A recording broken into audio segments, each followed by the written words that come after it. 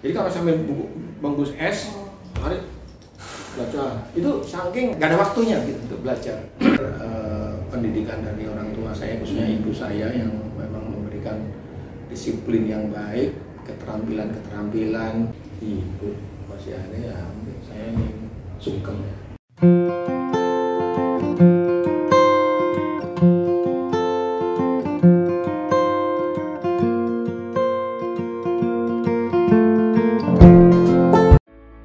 Saya Nurul Taufik Rohman dari Pusat Penelitian Metalurgi dan Material Lembaga Ilmu Pengetahuan Indonesia.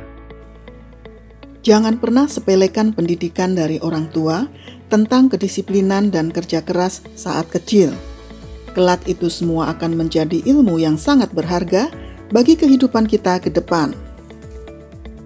Nurul Taufikur Rohman, pria kelahiran Malang 1970 ini, dikenal sebagai ilmuwan. Ia terlahir dari keluarga sederhana, ayahnya Syafi'i seorang tentara, dan ibunya Musyarofah adalah guru agama. Nurul terbiasa mandiri, disiplin dan kerja keras. Sejak duduk di bangku sekolah, ia memang dikenal berotak encer dan langganan jadi juara. Padahal, ia tidak punya waktu cukup untuk belajar atau membaca buku yang menjadi hobinya. Yang lain pada belajar, kita nggak punya waktu, sehingga saya selalu ketika belajar itu mencuri waktu untuk belajar. Rindu banget kita membaca buku. Teman-teman saya itu datang ke rumah saya, mereka tak suruh belajar dulu. Nah, saya kerja, saya bungkusin es, saya bungkusin bikin kue, bikin apa macam-macam, sampai 9:30 mereka udah ngantuk, udah tidur gitu kan. Saya 9:30 baru selesai. Jadi kalau sambil bungkus es, mari baca, apalah. Itu saking gimana ya, nggak ada waktunya gitu untuk belajar. Ia harus membantu ibunya berjualan es lilin, gorengan, keripik, dan buah kupas. Bukan itu saja, ia juga terbiasa memasak dan membersihkan rumah. Ia tidak pernah mengeluh atau membantah ibunya. Malam itu saya, yang lain pada belajar, saya harus bekerja, membungkusin es, nanas itu kita oncek, kita kupas itu subuh. Jadi sebelum berangkat kita ke kerja atau setengah sekolah ke Lawang, kan, itu jam 3, setengah 4 itu saya udah bangun ngoncek nanas itu. Selepas SMA, peraih B.J. Habibie Technology Award ini sempat kuliah di ITB. Namun ia memilih mengikuti program beasiswa di Universitas Kagoshima, Jepang, hingga jenjang S3. Kemudian lulus tahun 2000 dengan predikat terbaik. Setelah S3, S1 nggak langsung pulang. Saya 4 tahun kerja di Jepang. Saya karena ingin mendapatkan orang bekerja di Jepang, itu etos kerjanya itu bisa mendarah daging. Banyak orang yang keluar negeri, tapi belum tentu punya pengalaman seperti saya. Saya memang belajar kayak PNS-nya mereka, saya mempelajari semua etosnya Jepang, dan itu ingin saya bawa pulang ke Indonesia.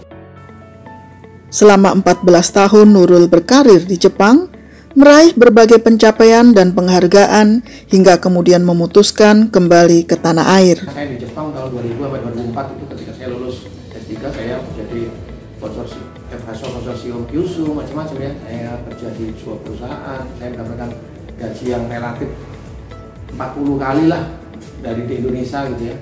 Tapi saya pikir ya pertama ya, ini kan kita harus balik pulang, ini Ibu Pertiwi kan, kita harus mengabdi kan, itu kan itu pertama ya. Saya pikir semua orang Indonesia cinta ya tanah airnya ya. Saya ngapain saya harus semua ini yang mulai kecil saya dilahirkan di Indonesia, saya harus membangun negara lain gitu kan. Itu kecampur dalam jiwa ya, ini nggak bisa. Ya, nggak mau ya saya harus pulang. Nurul menyadari pembelajaran orang tuanya sejak kecil, terutama ibunya, menjadi modal penting dalam menjalankan pekerjaannya. Kepiawaiannya membangun tim, kedisiplinan, etos kerja, mengelola keuangan, dan membuat berbagai terobosan berbasis nanoteknologi tidak bisa lepas dari didikan ibunya. Pendidikan dari orang tua saya, khususnya ibu saya yang memang memberikan disiplin yang baik, keterampilan bagaimana beliaunya saya rasa dalam mendidik saya ini saya tidak pernah merasa bahwa saya itu ditekan untuk melakukan sesuatu ya. Saya itu hanya dikasih challenge kayaknya gitu. Seluruh Indonesia saya kasih training menggunakan alat untuk bikin produksi nanopartikel, sintesis nanopartikel. Lama-lama kan saya mengajarkan industrinya ikut. Wah Pak, gimana bikin nano produk saya? Akhirnya saya masuk ke industri, bagaimana cara membuat. Saya industri raksasa, mulai yang besar-besar sama yang kecil-kecil ikut semua, UMKM semua kita training semua kan. Kini meski Nurul bisa menikmati hasil kerja kerasnya, ia tidak lantas berpuas diri. Di sisa usianya, ia ingin terus berkontribusi untuk membangun negaranya tercinta. Jadi saya lebih suka menjadi pahlawan di suatu komunitas yang kecil daripada saya menjadi tutup botol. Tutup botol itu ya mengikut lah ya di satu komunitas yang besar ya. Keberadaan saya bermanfaat lah gitu kan bagi komunitas yang ada. Yang dari Nano ya udah, saya nggak akan pergi kemana-mana dan saya tidak menjadi orang apapun. Kalau saya di luar Nano saya bukan jadi siapa-siapa. Saya hanya ya debu pasir kan, nggak ada makna. Saya kepingin hidup ini ada maknanya. Perjalanan hidup Nurul bisa dijadikan pembelajaran bahwa perjuangan dan usaha sungguh-sungguh akan mendapatkan hasil yang sepadan. Bahkan saya mau menggambarkan di dalam kehidupan saya grafik amalan saya, grafik amalan, grafik sodako, grafik apalagi ya.